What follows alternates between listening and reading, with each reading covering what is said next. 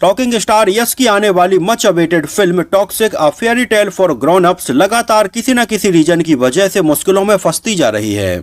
जहां एक तरफ यस के फैंस फिल्म के रिलीज होने का बड़ी बेसब्री से इंतजार कर रहे थे और यस ने भी इस बात को कंफर्म कर दिया था कि फिल्म की शूटिंग ऑलरेडी कंप्लीट हो चुकी थी, लेकिन इसके बाद भी ये फिल्म लगातार किसी न किसी रीजन की वजह से डिले होती गई। जहां एक तो पहले धुरंधर द रिवेंज के साथ में पहले इसका क्लैश होने वाला था, लेकिन आगे चलकर टॉक्सिक की रिलीज डेट को बढ़ा दिया गया, जिसका रीजन ये दिया गया कि मिडिल ईस्ट में अभी वॉर चल रहे हैं और रॉकिंग स्टार यस अपनी फिल्म को इंटरनेशनल ऑडियंस के लिए प्लान कर रहे हैं और फिल्म को वैसा बनाया भी गया है, लेकिन मिडिल ईस्ट में वॉर चलने की वजह से फिल्म को वो मार्केट नहीं मिल पाएगा जिसके लिए ये फिल्म बनाई गई है, तो इसको डिले कर दिया गया।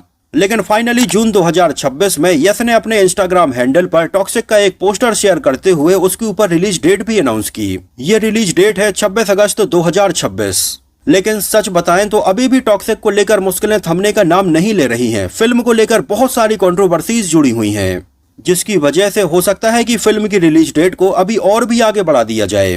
तो चलिए इस वीडियो में बिल्कुल शुरू से ये समझने की कोशिश करते हैं कि आखिर टॉक्सिक को लेकर ये सारी चीजें क्यों चल रही हैं और क्यों इतने सारे विवाद इससे जुड़े हुए हैं। 14 अप्रैल साल 2022 भारतीय सिनेमा के इतिहास का वो दिन जब एक कन्नड़ अभिनेता ने बॉक्स ऑफिस के सारे समीकरण बदल दिए, जहां KGF चैप्टर 2 ने दुनिया भर में 1200 करोड़ रुपए से ज्यादा की कमाई कर डाली और हर कोई ये उम्मीद कर रहा था कि इस सुनामी के बाद में ये सुपरस्टार तुरंत 2-3 बड़ी फिल्मों का ऐलान कर देगा, लेकिन इसके बाद जो हुआ उसने सबको हैरान कर दिया। 4.5 साल का एक ऐसा सन्नाटा जहां यस के डाई हार्ड फैंस उन्हें बड़े पर्दे पर देखने के लिए तरस गए थे और इस बीच अलग अलग अफवाहें भी सामने आने लगी थी, जहां कई लोगों ने तो ये तक बोल दिया था कि क्या रॉकी भाई का जादू सिर्फ एक इत्तेफाक था। लेकिन सच्चाई कुछ और थी। पर्दे के पीछे बेंगलुरु और मुंबई के बंद कमरों में एक ऐसी स्क्रिप्ट के ऊपर काम चल रहा था जो केवल भारत में नहीं बल्कि हॉलीवुड के बॉक्स ऑफिस को भी हिलाने के लिए बनाई जा रही थी। और दिसंबर 2023 में एक टाइटल अनाउंसमेंट वीडियो जारी किया जाता है जिसके ऊपर लिखा हुआ था Toxic a fairy tale for grown ups. एक ऐसा नाम जिसने ये साबित कर दिया था कि ये कोई एक नॉर्मल मास मसाला कमर्शियल फिल्म बस नहीं है, बल्कि ये कहानी है भारतीय सिनेमा की सबसे बड़ी और सबसे महंगी फिल्म की, जिसका इनिशियल बजट तो लगभग 850 करोड़ रुपए प्लान किया गया था, लेकिन फिल्म बनते बनते इसका बजट तकरीबन 1000 करोड़ के आसपास हो गया है, जो बजट वाकई में बहुत ज्यादा है। और अगर फिल्म टॉक्सिक रिकॉर्ड तोड़ कमाई करेगी तभी इस बजट को कवर कर पाएगी। तो कहीं ना कहीं फिल्म टॉक्सिक के ऊपर बहुत अच्छा परफॉर्म करने का प्रेशर लगातार बढ़ता ही जा रहा है। जब KGF 2 के ब्लॉकबस्टर हो जाने के बाद में रॉकिंग स्टार यस अपनी अगली फिल्म के लिए डायरेक्टर की तलाश कर रहे थे, तो उस समय उनके साथ में तमिल, तेलुगु और कन्नड़ा डायरेक्टर्स के अलावा हिंदी के कई डायरेक्टर्स और यहाँ तक कि हॉलीवुड के भी कई डायरेक्टर्स काम करना चाह रहे थे। जहाँ यस की इमेज कुछ ऐसी बन गई थी जहाँ पर लोग आंख बंद करके यस की फिल्म के ऊपर पैसा लगाने के लिए तैयार थे। लेकिन यस कुछ ऐसा करना चाहते थे जो किसी ने सोचा नहीं था, और यहाँ एंट्री होती है डायरेक्टर गीतू मोहनदास की, जिनको रॉकिंग स्टार यस ने KGF 2 के बाद में अपनी अगली फिल्म करने का चांस दिया। अब देखो, गीतू मोहनदास के बारे में आपको बता दें तो ये मलयालम सिनेमा का एक ऐसा नाम है जिन्होंने इसके पहले कोई बहुत ज्यादा फिल्मों को डायरेक्ट तो नहीं किया है, लेकिन जितनी भी फिल्में उन्होंने बनाई हैं वो वाकई में बहुत ही अलग थीं। वैसे यहाँ पर आपको बताते चलें कि गीतू मोहनदास भी बहुत ही खूबसूरत हैं और उन्होंने बतौर एक्ट्रेस अपने करियर की शुरुआत की थी। गीतू मोहनदास ने अपने करियर की शुरुआत एक एक्ट्रेस के तौर पर की थी और वो हमें लगभग 20 से 25 फिल्मों में बतौर एक्ट्रेस भी नजर आईं। और बतौर डायरेक्टर अगर बात करें तो टॉक्सिक के पहले उनकी जो सबसे पॉपुलर फिल्म थी वो थी मूथन, जो कि साल 2019 में आई थी, जिसको मलयालम और हिंदी दोनों ही भाषाओं में बनाया गया था और आज इस फिल्म को मलयालम सिनेमा की टॉप 25 फिल्मों में गिना जाता है। फिल्म की कहानी बहुत ही यूनिक थी और गीतू मोहनदास ने इसको बहुत ही बेहतरीन तरीके से दिखाया था, जहां फिल्म को ढेरों अवार्ड भी मिले थे। इसके पहले उन्होंने लायर्स डाइस को भी डायरेक्ट किया था और बस इसके बाद में गीतू मोहनदास के हिस्से में आ गई रॉकिंग स्टार यस के साथ में इतनी बड़ी फिल्म टॉक्सिक, जिसको कन्नड़ा के अलावा इंग्लिश में भी शूट किया जा रहा है।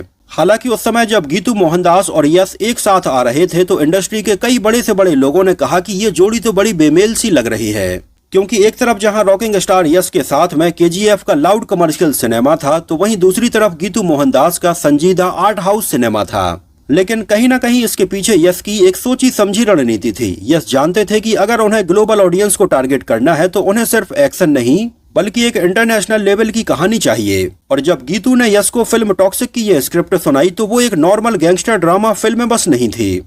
इसमें सबसे अलग चीज ये थी कि आखिर एक फीमेल डायरेक्टर इस अपराध की दुनिया को कैसे देखती है और बड़े पर्दे पर इसको कैसे दिखाएगी। तो यश को लगा कि फिल्म टॉक्सिक में ये एक ऐसी चीज है जो कि नॉर्मल कमर्शियल फिल्मों से इसको अलग बना रही है।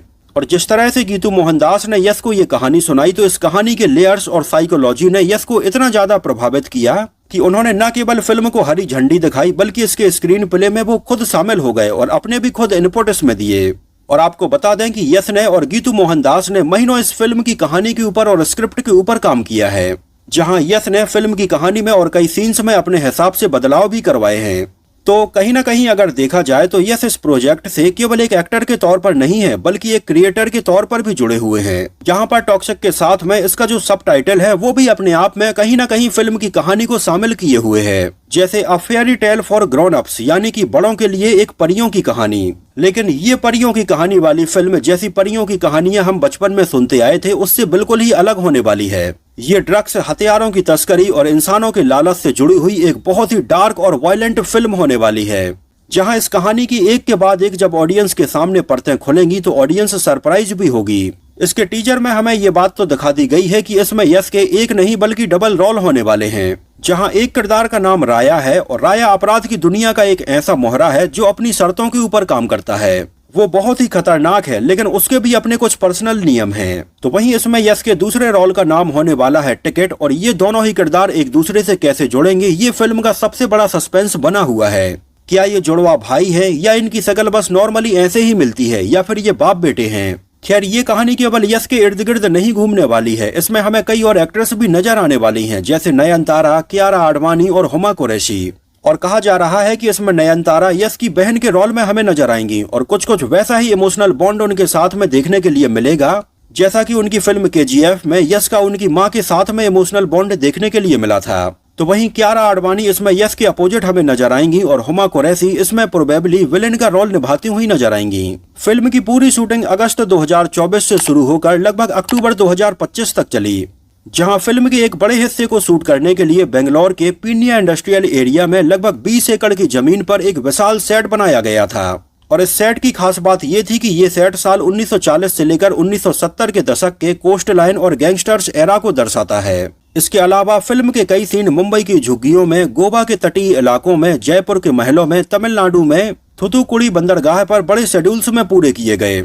यहाँ पर आपको बताते चलें कि हर दिन सेट पर शूटिंग के टाइम पर लगभग 1000 से भी ज्यादा क्रू मेंबर्स मौजूद होते थे, और इंडियंस के अलावा कई विदेशी एक्टर्स को भी इसमें शामिल किया गया है। और फिल्म का सबसे बड़ा प्लस पॉइंट होने वाला है इसमें यश के द्वारा किए गए खतरनाक स्टंट, जहां यश ये चाहते थे कि फिल्म में उनकी जगह पर किसी भी तरह के बॉडी डबल का यूज न किया जाए। इस वजह से उन्होंने हॉलीवुड के जाने माने स्टंट डायरेक्टर JJ पेरी को भारत बुलाया। आपको बता दें कि पेरी ने जॉन विक और फास्ट एंड फ्यूरियस जैसी फिल्मों में इतने बेहतरीन एक्शन सीन रखे थे कि लोग आज भी इन फिल्मों के पर्टिकुलर स्टंट सीन्स को देखना पसंद करते हैं। और पेरी ने इसमें टॉक्सिक के एक्शन सीक्वेंस के लिए प्री विजुअलाइजेशन का यूज किया, जिसमें शूटिंग के पहले ही पूरे एक्शन सीन को 3D एनिमेशन के जरिए कंप्यूटर में दिखाया जाता है, और बाद में इसको देखकर इसको अच्छे से समझकर सेट पर परफॉर्म किया जाता है। इसके अलावा KGF का बेहतरीन म्यूजिक एल्बम कंपोज करने वाले रवि बसरूर इसका भी म्यूजिक एल्बम कंपोज कर रहे हैं। तो यहाँ पर फिल्म के म्यूजिक को लेकर डाउट पूरी तरह से खत्म हो जाता है, और ऑडियंस ये समझ सकती है कि भाई इसका म्यूजिक किस लेवल का होने वाला है।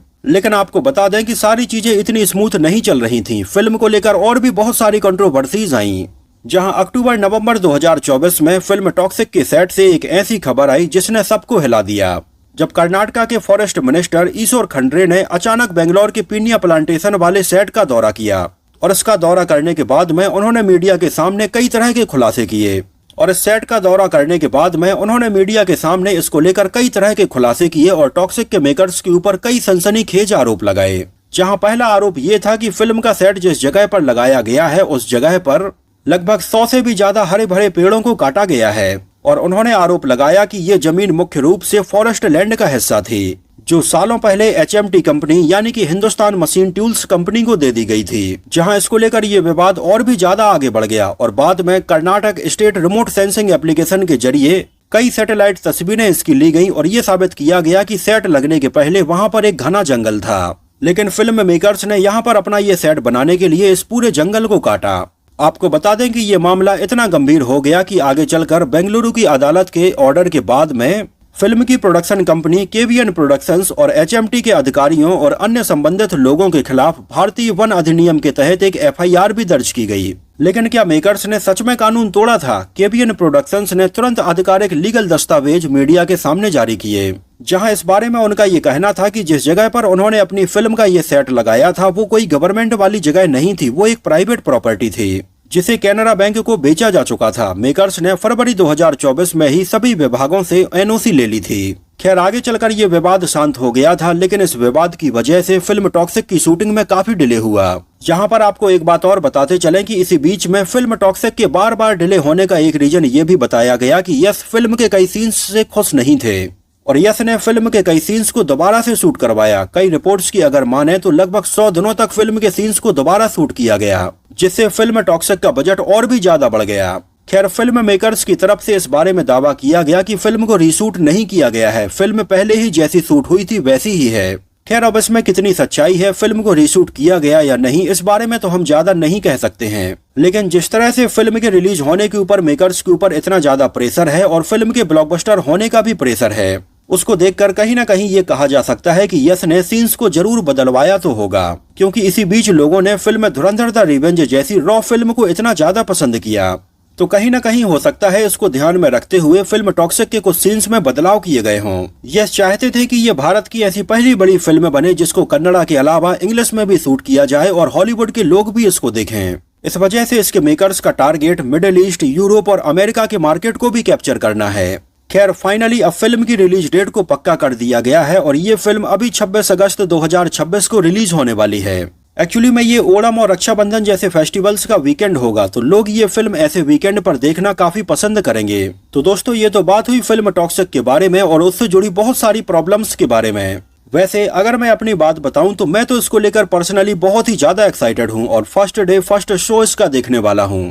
बाकी आप लोग टॉक्सिक को लेकर कितने एक्साइटेड हैं और आपको क्या लगता है कि ये फिल्म अपने लगभग 1000 करोड़ के बजट को रिकवर कर पाएगी या नहीं? हमें अपनी राय कमेंट सेक्शन में